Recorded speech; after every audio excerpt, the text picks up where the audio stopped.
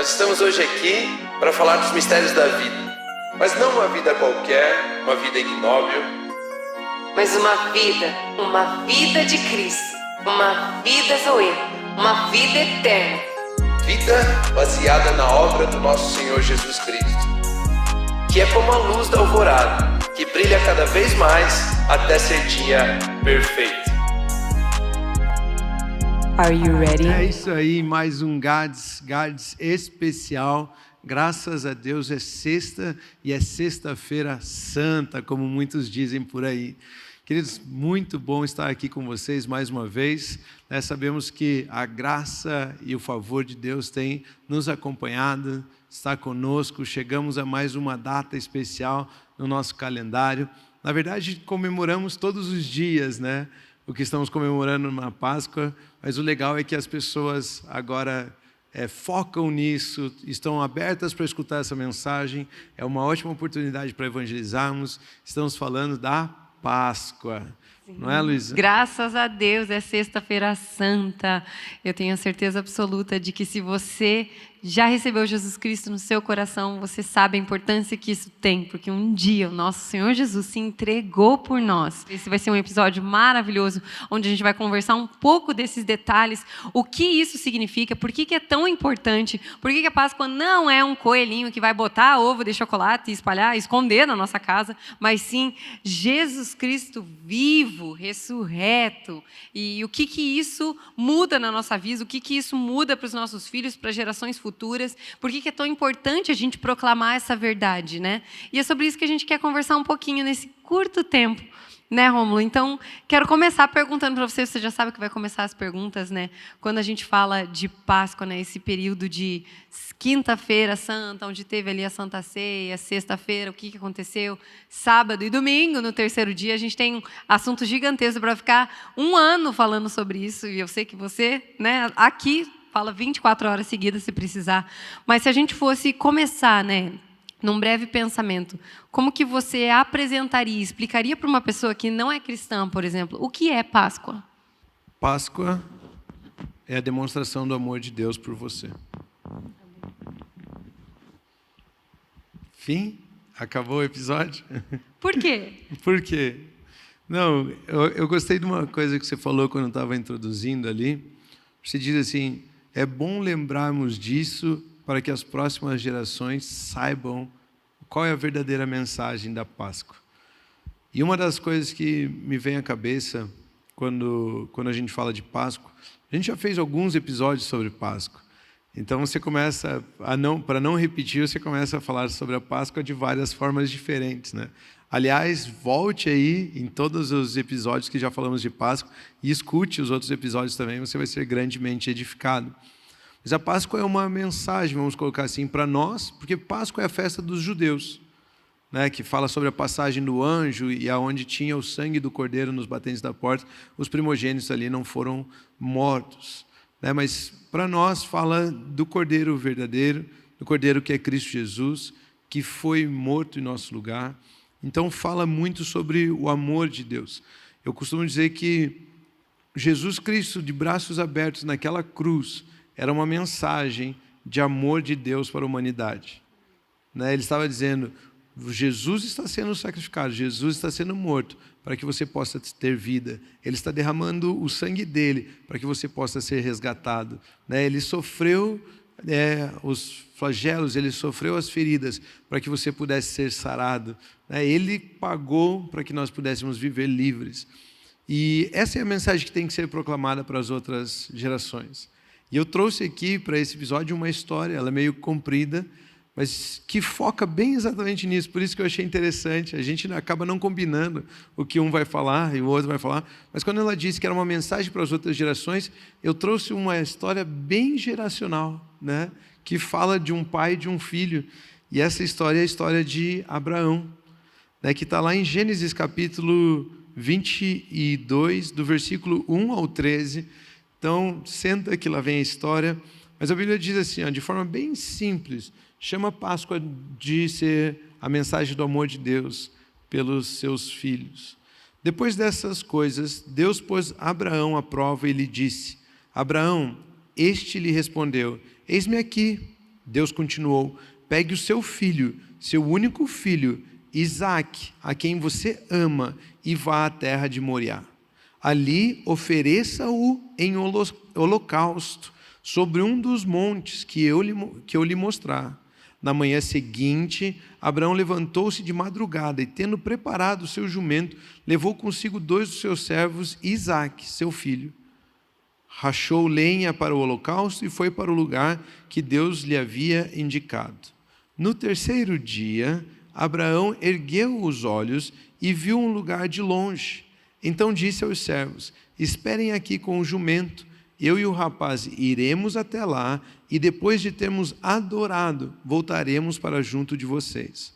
Abraão pegou a lenha do holocausto e colocou sobre Isaque, seu filho. Ele, por sua vez, levava nas mãos o fogo e a faca. Assim, os dois caminhavam juntos. Isaque rompeu o silêncio e disse a Abraão, seu pai: meu pai. Abraão respondeu: eis-me aqui, meu filho. Isaque perguntou: eis aqui o fogo e a lenha, mas onde está o cordeiro para o holocausto? Abraão respondeu: Deus proverá para si o cordeiro para o holocausto, meu filho. E os dois seguiam juntos. Chegaram ao lugar que Deus lhe havia indicado. Ali Abraão edificou um altar, arrumou a lenha sobre ele, amarrou Isaque, seu filho, e o deitou no altar, em cima da lenha. E estendendo a mão, pegou a faca para sacrificar o seu filho. Mas do céu o anjo do Senhor o chamou: Abraão, Abraão! Ele respondeu: eis-me aqui. Então o anjo do Senhor lhe disse: não estenda a mão sobre o menino e não faça nada a ele, pois agora sei que você teme a Deus, porque não me negou o seu filho, o seu único filho. Abraão ergueu os olhos e viu atrás de si um cordeiro preso pelos chifres entre os arbustos. Abraão pegou o carneiro e o ofereceu em holocausto, em lugar do seu filho. Olha que história maravilhosa. Deus havia prometido a esse homem Abraão um filho. Ele não podia ter filhos, ele tinha dificuldade de engravidar sua esposa, ele tinha dificuldade em ter seus filhos com a sua esposa Sara. Mas essa promessa se cumpriu, a promessa de Deus se cumpriu a Abraão. E Deus deu o filho chamado Isaque a Abraão. Depois de um tempo, Deus pôs Abraão à prova e disse: ei, Abraão, me ofereça seu filho em sacrifício. E eu consigo imaginar alguns pensamentos da família de Abraão. Porque Sara, sua esposa, sabia que Abraão falava com Deus. Existia um Deus que falava com o marido dela. Isaque nasceu, Isaque cresceu, tinha idade suficiente para carregar a lenha até o topo de um monte, então ele não era apenas um garotinho. E durante toda a sua vida ele ouviu dizer que existia um Deus que falava com o pai dele. Mas ele mesmo não sabia quem era esse Deus. Ele mesmo não tinha um relacionamento com esse Deus. De repente, o pai dele chama Isaque e diz: vamos lá, nós vamos sacrificar ao Senhor. Sobe um monte, Isaque pergunta: onde está o cordeiro? Em alguns instantes, Abraão, seu pai, amarra Isaque. Isaque está pensando: o que está acontecendo? Meu pai diz que houve um Deus que eu nunca vi nem ouvi. Meu pai diz que é para fazermos um holocausto. Agora ele está me amarrando para colocar. O Deus desse Abraão é maluco. O Deus de meu pai, o que ele quer? Minha morte? O que ele está pedindo? Um sacrifício da minha vida? Que Deus é esse que fala assim? Que Deus é esse que faz de tal jeito? Que Deus é esse que tem esses pensamentos? Mas de repente, quando Abraão levantou a faca, o cutelo, para matar Isaque, dos céus Isaque ouve a voz do Senhor dizendo: Abraão, não faça mal ao garoto. Eu tenho um cordeiro, eu tenho um carneirinho que será morto no lugar dele. Agora, Isaque não tinha apenas a notícia de que seu pai ouvia Deus falando. Agora, Isaque havia ouvido a voz de Deus também. Agora, Isaac havia ouvido a voz e ele pensava: esse Deus não me quer o mal, esse Deus me quer a vida. Esse Deus não quer que eu morra, que eu sofra, que eu padeça debaixo como um sacrifício. Mas esse Deus está provendo alguém que morra no meu lugar.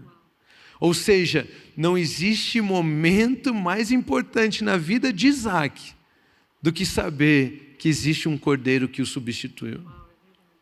Na história de Abraão, nós encontramos um monte de coisas antes de Abraão encontrar a Deus. Dificuldades, problemas. Na história de Jacó, o neto de Abraão, nós encontramos Jacó sofrendo um monte até ele poder receber das bênçãos de Deus. Mas na história de Isaac, a história de Isaac ele era o filho da promessa, ele foi substituído pelo cordeiro, e a partir do cordeiro nós só vemos a vida de Isaac sendo próspera, abundante, avançando, crescendo.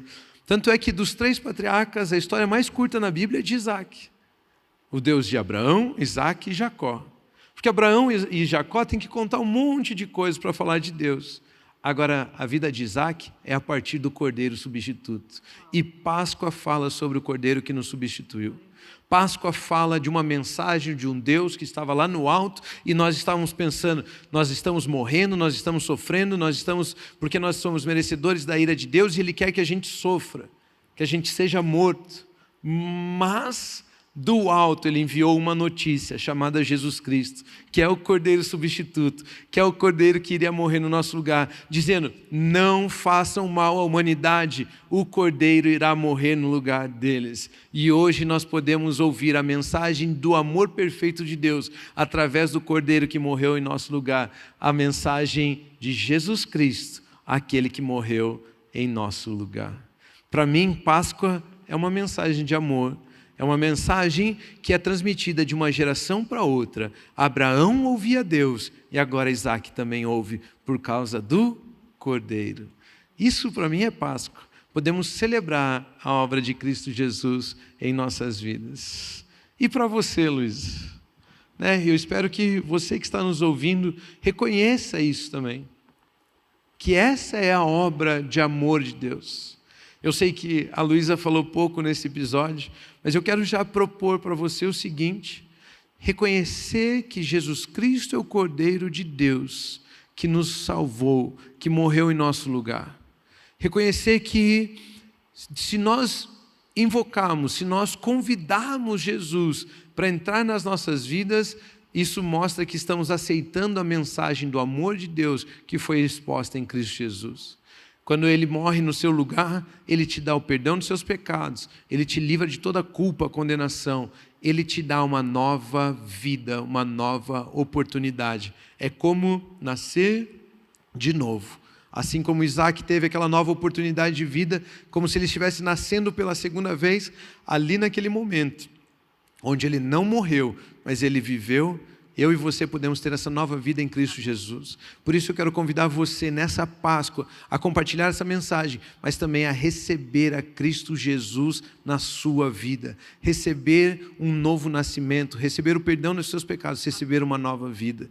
A Luísa vai ficar muito feliz em conduzir você em uma oração nesse momento. E se você confessar a Jesus Cristo, Ele confessará você diante de Deus. Pode ter certeza, todo que recebe a Jesus Cristo na sua vida, encontra a salvação. Então eu queria pedir para você, Luísa, você pode conduzir eles numa oração, convidando a Jesus Cristo a fazer parte das nossas vidas? Amém. Todos nós vamos repetir juntamente com você. Amém. Sinta-se à vontade, mas por gentileza, repita assim comigo: Senhor Jesus, eu me entrego a Ti. Eu te reconheço como meu único e suficiente Salvador. Eu reconheço que o Senhor se entregou por mim e ressuscitou ao terceiro dia. Pai Celestial, eu libero perdão a todas as pessoas que um dia me magoaram. Obrigada, Senhor, pela salvação da minha alma. Obrigada, Senhor, porque o Senhor vivo está. Amém. Amém. Deixa eu te dizer que essa é a melhor notícia da sua vida. Tudo muda. tudo muda, é um antes e um depois. E o Rômulo contando aqui, dá até vontade de chorar e se imaginar, porque você se imagina como a criança amarrada, e depois você se imagina como o pai tendo que matar, e depois você tem um encontro com Deus. Imagina esse alívio que Isaac e que Abraão também sentiram naquele mesmo momento de... Esse alívio agora permanece na sua vida para sempre, porque agora você é um com Cristo. Você recebeu essa salvação, você reconhece, não sou eu mais quem vivo, mas Cristo vive em mim. Por isso, viva por essa verdade. Isso muda, deixe tudo para trás. Hoje você é uma nova criatura, hoje você é filho do Pai Celestial, filho do Deus Altíssimo. E esse foi mais um episódio do Gads Especial Páscoa. Obrigada por nos acompanhar, obrigada por estar aqui conosco. Foi uma honra. Compartilhe esse episódio com o maior número possível de pessoas e vamos proclamar com a nossa vida que Jesus Cristo está vivo. Vamos compartilhar essa mensagem com o maior número de pessoas possível. Uma feliz Páscoa a todos e continuem abençoados. Feliz Páscoa. E esse foi mais um episódio do Gads. Graças a Deus é sexta. Queria desejar a você uma feliz Páscoa. Lembre-se, Jesus Cristo vive. Encaminhe essa verdade, esse episódio para o maior número possível de pessoas, para que Jesus permaneça vivo. Essa verdade, essa